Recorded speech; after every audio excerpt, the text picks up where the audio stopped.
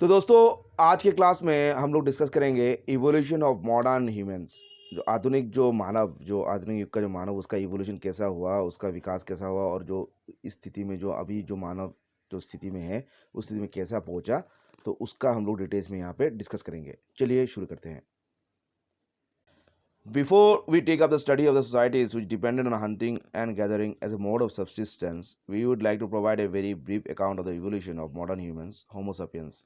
In the beginning of this unit, we had mentioned that the present day humans have come into existence as a result of passing through various stages of evolution. Let us now take up these various stages through which this process had taken place.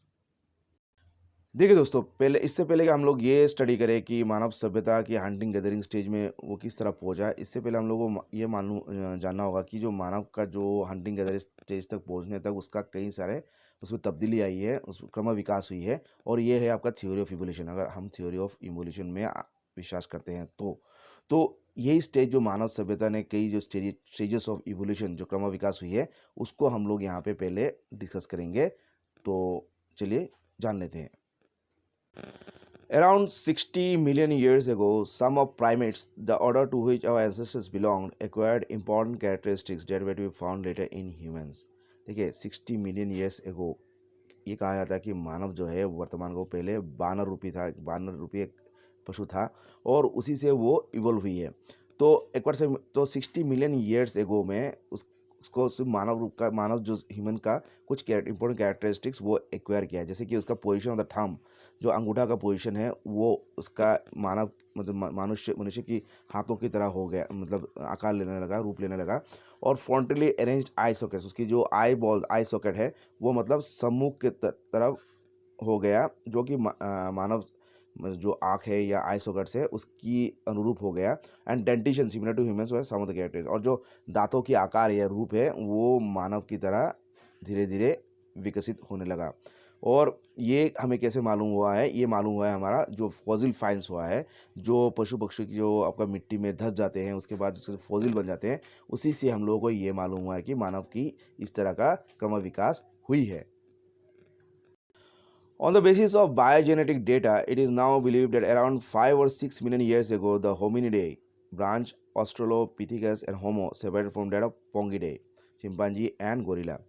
तो अगर हम biogenetic data को हम लोग study करें तो ये कहा जा सकता है कि 5 से 6 मिलियन साल पहले आपका जो होमिनिडे ब्रांच, आपका जो ऑस्ट्रेलोपिथिकस या होमो, जो वो सेपरेट हो गया आपका पोंगिडे, मतलब आपका जो मानव रूपी जो बानर है वो आपका चिंपांजी और गोरिल्ला जो पोंगिडे कहा जाता है उससे बदल गया, तब्दील हो गया मानव रूपी बानर में। उसको ऑस्ट्रेलियोपिथिकस और होमो भी कहा जाता है, जिसकी मानव का जो नाम है, वैज्ञानिक नाम है होमो सपियंस। तो इस तरह बानर, मानव रूपी बानर की तरह उसका तब्दीली आई है, जो कि जिसको होमिनिडे कहा जाता है।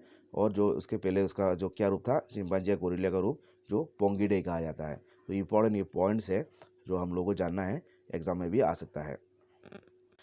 अभी आगे देखते हैं। According to Yves Coppens, the collapse of Rift Valley, separating East and South Africa from Central and West Africa, was the cause of this dichotomy.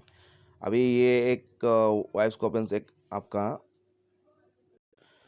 जो कि एक फ्रेंच एंथ्रोपोलॉजिस्ट थे, और उन्होंने जो कोलैप्स ऑफ रिफ्ट वैली एक theory लिखा था। ये एक उनका एक शोध था, एक शोध का एक विषय था। वहाँ पे उन्होंने लिखा था कि जो आपका पूर्वी और जो दक्षिण अफ्रीका, उसका सेपरेशन हुई है आपका मध्य और पश्चिमी अफ्रीका से, was the cause of the dichotomy. और इसी जो ये सेपरेशन हुई है आपका पूर्वी और दक्षिण अफ्रीका, मध्य और पश्चिम अफ्रीका से, यही कारण है जो आपका जो सेपरेशन हुई है आपका जो होमिनिडे बानर का, जो होमिनिडे ब्रांच और पोंगिडे ब्रांच का।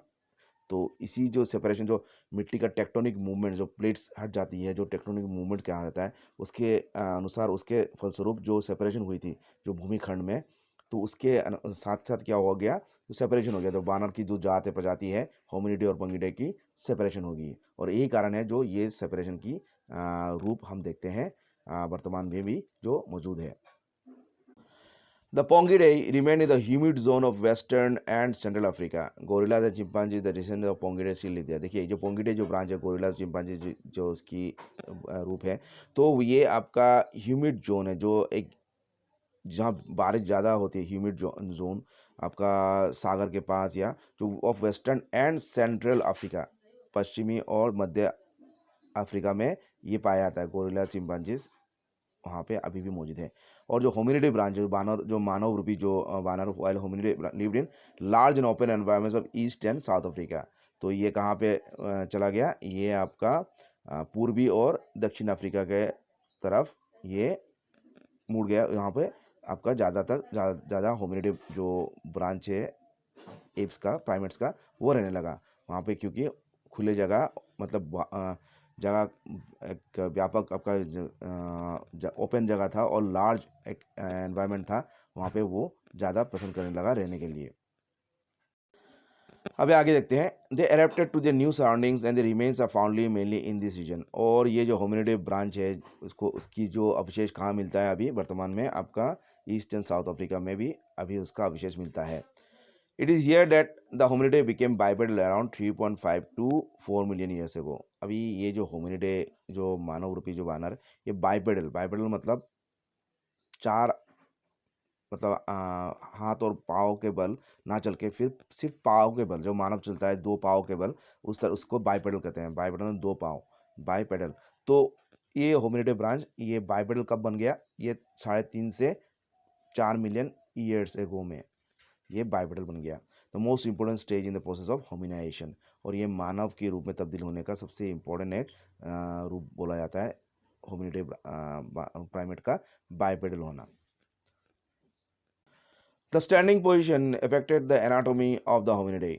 और ये जो खड़े होकर चलना, ये हो गया आपका मेन रूप, हो गया शारीरिक गठन, हो गया आपका होमिनिडे का। जो दूसरे जानवरों से मानव का एक ही विशेषता है कि मानव दो पाँव में चलता है, बाकी सब जो पशु है वो आपका आपका चार उसका पाँव यूज़ करता है, हाथ या पाँव के बल ही वो चलता है, या सिर्फ पाँव के बल ही चलता है। तो ये डिफरेंस, मेन डिफरेंस आ गया। The food became the main organ of propulsion. और जो होमिनिडे ब्रांच की जो बानर है उसका आगे चलने फिरने का मेन ऑर्गन क्या बन गया अभी, प्रोपल्शन, आपका फुट, पाव बन गया। While hand now freed from the task of walking could be use for other activities. जैसे मानव का अभी पाव से चलने के फलस्वरूप क्या होता है, मानव का सबसे शक्तिमान जो शक्ति उसको प्रदान करती है, वो हाथ के बल में जो काम करने का जो क्षमता, वो उसको दूसरे जानवरों से, दूसरे पशुओं से उसको सर्वोच्च बनाया जाता है, बेहतर बनाया जाता है कोई भी काम कार्य करने के लिए। तो इस तरह होमिनिडे ब्रांच का जब पाँव से वो चलने लगा तो उसका हाथ फ्री हो गया, तो अभी वो अपना हाथों का इस्तेमाल दूसरे कामों में भी लगा सकता है, या लगाने का सक्षम हो गया।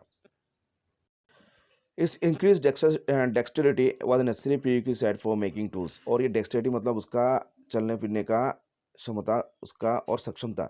तो ये मतलब ये जो हाथों का फ्री होने से उसका डेक्सटेरिटी बढ़ गया, मूवमेंट बढ़ गया। और ये एक नेसेसरी ज़रूरी एक चीज़ था जिसके ज़रिए वो टूल्स बनाने लगा, मतलब जो औज़ार औज़ार बनाने के लिए हाथों का ज़रूरत होता है। तो जब हाथ फ्री हो गया तब मानव धीरे धीरे औज़ार बनाने के लिए सक्षम हो गया। और औज़ार से क्या होता है दोस्तों, औज़ार बनाने की वजह से लोगों की मानव सभ्यता में और तेज़ी से तब्दीली आई। अभी आगे देखते हैं, the period from 3.5 million years ago to 1.5 million years ago so the emergence of dichotomy between australopithecines and Homo. और यह 3.5 मिलियन ईयर्स से 1.5 मिलियन ईयर्स, इस समय के अवधि में आपका जो सबसे ज़्यादा डिफरेंस जो ऑस्ट्रेलोपिथेसाइंस और होमो जो ब्रांच है बानर में प्राइमेट्स का, वो सबसे ज़्यादा देखने लगा। The process development is not unilinear and was much more complex. और ये जो प्रोसेस ऑफ डेवलपमेंट था, ये मतलब एक तरफा नहीं था, एक समान गति से नहीं चलने वाला था। ये मतलब मोर कॉम्प्लेक्स, मतलब धीरे धीरे बहुत कॉम्प्लिकेटेड वे से ये डेवलप हुआ, जैसे कि एक कुछ फिक्स एक टाइम पीरियड या फिक्स सिस्टम से ये डेवलप नहीं हुआ, बल्कि एक जटिल रूप में ये डेवलप हुआ। One of the branches evolve हुआ as Homo habilis, probably the first tool makers. और ये जो द्विधा हुई है या जो द्वंद्व हुई है, जो मतलब जो डिफरेंसेस पैदा होने लगे ऑस्ट्रेलोपिथेसाइंस और होमो ब्रांच की प्राइमेट्स में, उससे क्या हुआ, अलग एक ब्रांच एबल हो गया, वो है होमो हैबिलिस। और ये सबसे पहले जो टूल मेकर्स, औजार बनाने वाला बानर या मानव रूपी प्राणी बन गया। तो ये बहुत इंपॉर्टेंट फैक्ट है। सबसे पहले औजार बनाने वाला कौन सा प्राणी था, ये थे होमो हैबिलिस।